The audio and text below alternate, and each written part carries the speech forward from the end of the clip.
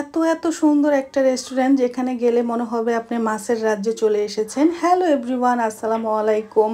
ঈদের ঘোরাঘুরি যেন শেষই হচ্ছে না, যত ঘুরতে যাই তারও আরও বেশি ঘুরতে যেতে মনে চায়। আমার মতো ঘুরতে পছন্দ করেন যারা, তারা তো অবশ্যই একমত হবেন। তো যাই হোক, সে ঈদের তৃতীয় দিনেও চলে গিয়েছিলাম একটু ঘোরাঘুরি করার জন্য বিকেলবেলা। তো এখানে গিয়েছিলাম দিয়াবাড়ি।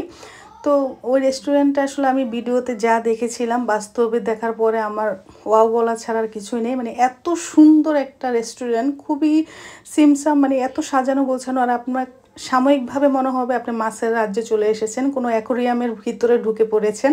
অ্যাকোরিয়ামের যেখানে সারাক্ষণ শুধু মাছ থাকে, তো এখানে আশেপাশে মানে হাঁটতে চলতে মাছ দেখতেছেন। মানে এরও তো সুন্দর, মানে যে সৌন্দর্যের প্রকাশ আসলে কিভাবে করব বুঝতে পারতেছি না। তো যাই হোক, এখানে মানে ভিতরে ঢোকার পরে তো সৌন্দর্যটা আরও বেড়ে গেল। আর এখানে ঢুকতে অনেক মানে ওয়েট করতে হয়েছে আমাদের, প্রায় 2 ঘন্টা টিকিট কেটে ওয়েট করতে হয়েছে, কারণ এটার সিরিয়াল অনেক ছিল, অনেক।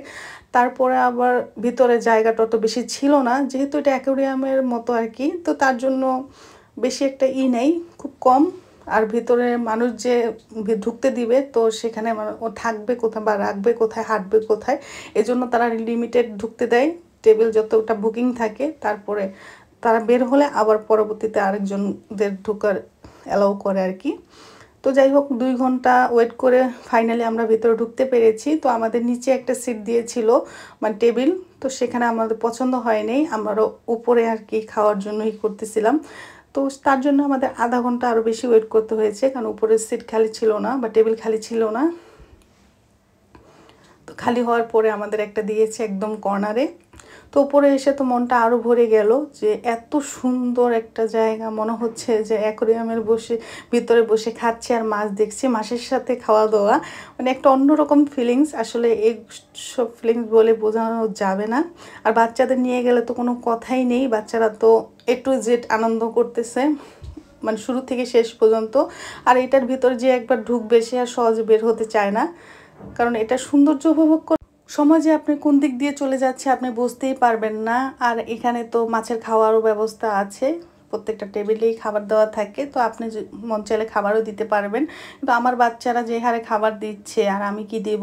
আর তারা আমাদের টেবিলের খাবার শেষ করে আবার পাশের টেবিলের খাবারও শেষ করতে গিয়েছে। আমার মেয়ে দেখেন, এই যে সে আঙ্কেলের কাছ থেকে সে খাবার চেয়ে নিয়ে দিচ্ছে, যে আঙ্কেল আমি একটু খাওয়াবো, তো সেও দিয়ে দিচ্ছে।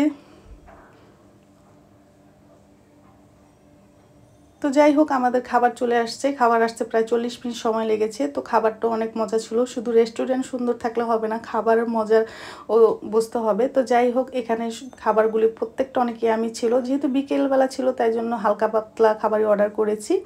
অনেক মজা করে খেলাম, আলহামদুলিল্লাহ। আল্লাহ হাফিজ।